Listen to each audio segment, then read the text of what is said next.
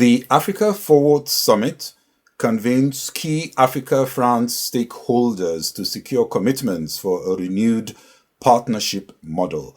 President Emmanuel Macron co-hosted the summit in Nairobi on 11 to 12th May with Kenyan President William Ruto and more than 2,000 participants, including 30 heads of state. Numerous startups and senior multinational executives met to advance an investment-led partnership for innovation and growth. South Africa President Ramaphosa was notably absent.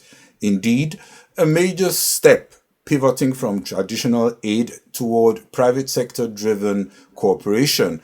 At the summit, French Interior Minister Gérald Darmanin unveiled a new Talent Afrique-France fast-track pilot, which grants eligible African tech entrepreneurs and STEM graduates a 48-hour priority visa appointment at French consulates with residence permits processed in under a month.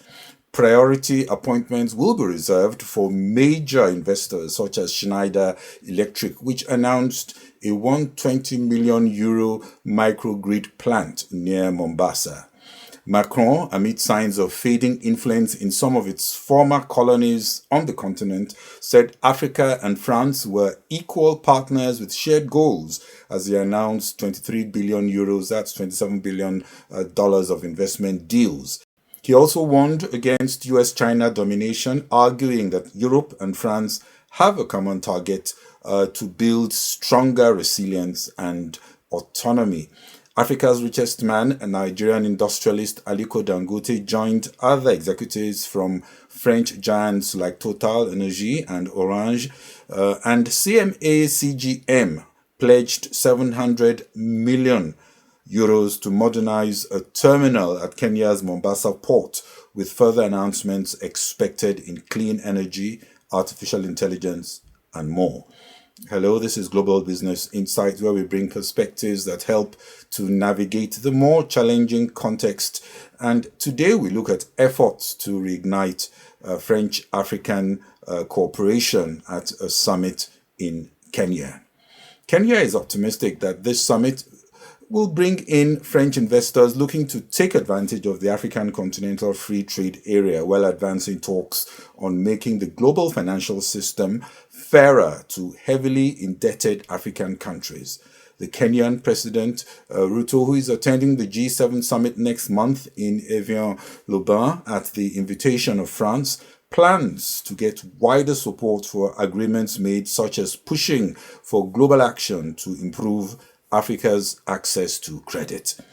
Analysts observed that France's choice of a non-Francophone country to host the summit is a signal that France is moving beyond its old comfort zone after losing ground in its traditional sphere of influence. Still, no surprises that there were protests and criticisms, with many warning that Africa should be cautious and calling to distrust France's attempt to repackage its Africa policy as more mutually beneficial, on an equal footing, broader, more economic, and less reminiscent of past neocolonialism. This event could benefit Africa as stakeholders recognize the context shaping the summit. Indeed, there is a stronger case for Europe to pivot to Africa as the US turns away from its traditional allies, weighing China and the Middle East, and giving less attention to Africa. But Africa still has vast untapped growth potential, creating exceptional opportunities for investment and collaboration. This comes especially from integration of markets across the continent, as we see reducing barriers between countries, leading to more intra-African ventures. But analysts warn that a meaningful pact with France requires shared ownership from an integrated Africa, something speeches alone won't deliver. Cross-border business must become frictionless, and regional integration needs to shift from rhetoric to actual transactions. Barriers should fall through customs digitization, aligned standards, better corridor performance, and stronger governance of border agencies. While the Africa Continental Free Trade Area is not failing, it can stall if countries lack the will to implement tougher reforms. Many processes must be redesigned, and integration will move only as fast as the weakest link in Africa's trade value chain, though there are infrastructure success stories already. An example of progress is Nigeria's National Single Window, phase one of a digital trade platform that streamlines import and export procedures and cuts red tape, now in a pilot stage with plans to scale up. The African Development Bank also says the mega Abidjan-Lagos corridor has moved into operations with the new governing board. With possible leadership changes, however, looming in the UK and France, decisions made at this summit must be robust enough to withstand Europe's political volatility and any pushback at the G7. Moreover, the current global climate is less receptive to a perceived victimhood narrative of an Africa seeking special credit relief or reparations, and wants instead to see hard self-corrections such as plugging fiscal leakages and pursuing quick focus on credibility-boosting reforms that improve market attractiveness. While the talk and investment pledges come amid some distrust of the French agenda, some analysts also prefer more focus by Africa on measurable reductions in border clearance time driven by digitization and more efficient risk-based controls. Improved synergies can be realized from fewer compliance duplications across markets and better corridor and port performance, where costs to traders are reduced and processes involve far less delays. Also, more work is needed to scale up trade payment systems with more settlement in African currencies, plus greater support for small and medium enterprise access to cross-border market opportunities.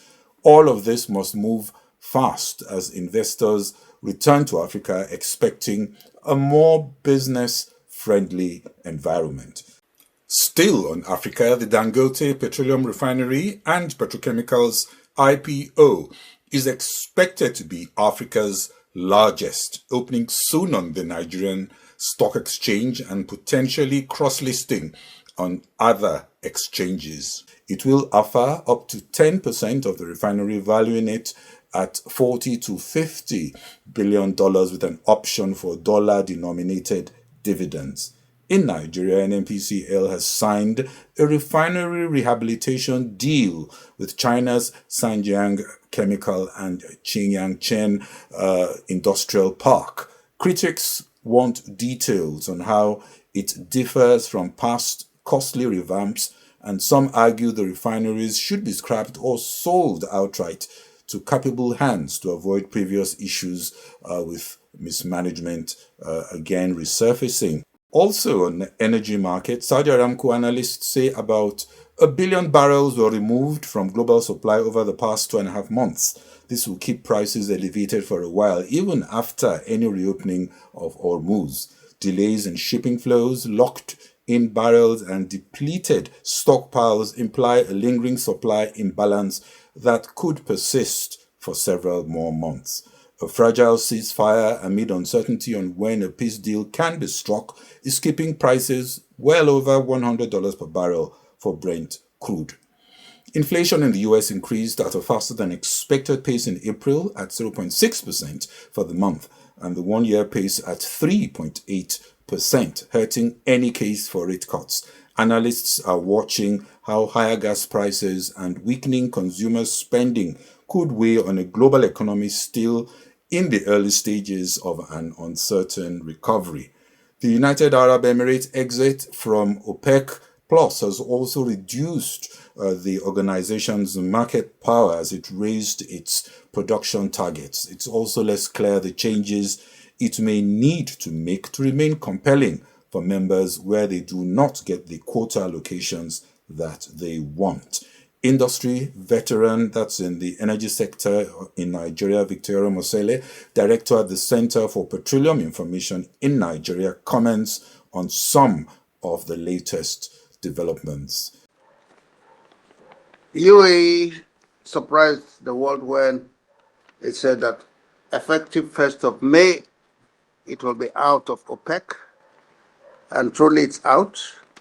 OPEC has met since then, and after OPEC met, what has happened? There's an increase in production. The production quota has been increased to meet growing demand. OPEC is behaving as though they don't miss. OPEC is behaving as though they don't miss UAE, but indeed I think they do miss UAE. But the good news is that UAE now has acquired freedom, the freedom to produce as much as it wants, and hopefully be better able to balance its budget. But unlike Nigeria, UAE is not significantly oil dependent. But why it needs oil now to balance its budget is that one arm is going to suffer, which is tourism. That's where it gets quite a lot of money. And now that tourism is down because of all that has happened in the last couple of months, courtesy of the Middle East crisis, it definitely needs freedom to produce. And then, of course, it doesn't want to be on the same table with Iran, trying to negotiate OPEC quotas and all that stuff. So it's now out. But what about Nigeria? How does it impact Nigeria? I think that should be more of concern. Nigeria is a niche producer. We're not among the top 10 in OPEC anymore, and which is very sad. And in terms of net production is getting smaller and smaller and smaller. Courtesy of Project Gazelle, as well as demographic growth, Nigeria will keep growing by way of population. And if it's a wealthier population, obviously it will need more energy. And if Nigeria produces that energy, then there will be little or nothing to export. So if Nigeria seems to be not exporter, how can we justify being in a petroleum exporting country? Because you have enough petroleum to export. So that is a major situation. I don't think our policymakers are strongly doing that. Instead, we're all talking up 3 million barrels. You can't easily get the 3 million barrels. Let's go 500,000 barrels at a time. Let's think about 2 million barrels and think about 2.5 million barrels and so on. And progressive steps than trying to be very ambitious and not achieving our ambitions. Two other developments closely watched. One is Trump's visit to China and what that could mean for the Iran war, the geopolitics, and an uncertain trade environment. The visit from 13 to 15th May is the first to China by a U.S. president in close to a decade and comes at a pivotal moment for ties between the world's two largest economies. Also, in the UK, after the Labour Party suffered a humiliating defeat at recent local elections, Prime Minister Keir Starmer is barely clinging on. The 30-year gilt yields rose to their highest level since 1998. That means cost of borrowing going up, and the pound fell 0.6% against the dollar, reflecting heightened uncertainty. 4 cabinet ministers so far have resigned to challenge Starmer's leadership, but the Prime Minister vows to fight on. Asian markets were mixed as investors monitor Trump-Xi meetings in China, also as Trump signaled a tougher stance on the Iran ceasefire. Nvidia confirmed that CEO Jensen Huang will join President Trump, Elon Musk, and other top US CEOs on the China visit.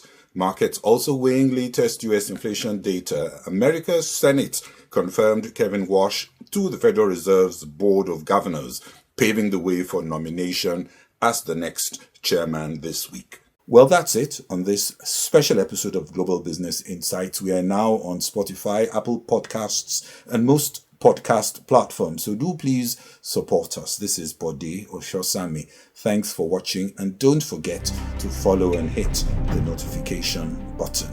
Bye-bye.